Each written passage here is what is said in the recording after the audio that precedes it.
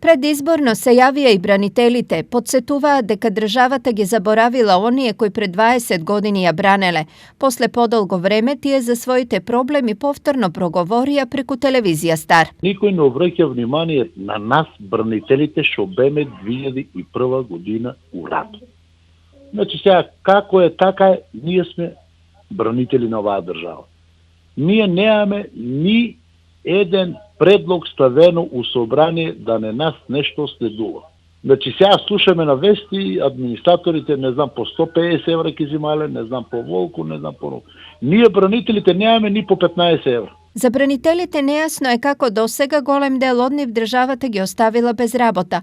Поради ова тие се со конкретен предлог. Јас би предлагал нека ме слушнат и двете партии, значи нека има вработување и од нас, и од бранителите. Нека не соберат, нека не викнат еден ден, не само они да дојдат да држат предавање, ово ќе направам, оно ќе направам, завршат си нивната работа, отидат, ние па си останеме така без работа.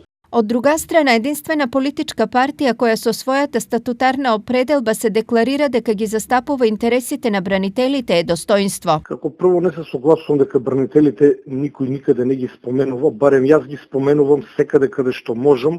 Политичката моќ на Достоинство како репрезент на бранителите е мала затоа што ние во два наврати кога настапивме самостојно освоивме по 9000 гласови. Во политика гласовите се тие кои што определуваат колку некој ќе успее да заврши одредени побарувања на целната група која што ја представува.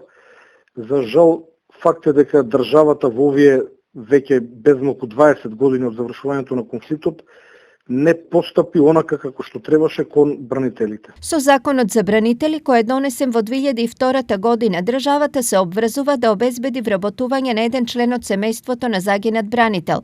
Законот предвидува и поволности за решавање на стамбеното прашање и образованието на членови на семејството на загинати бранители или на воени инвалиди.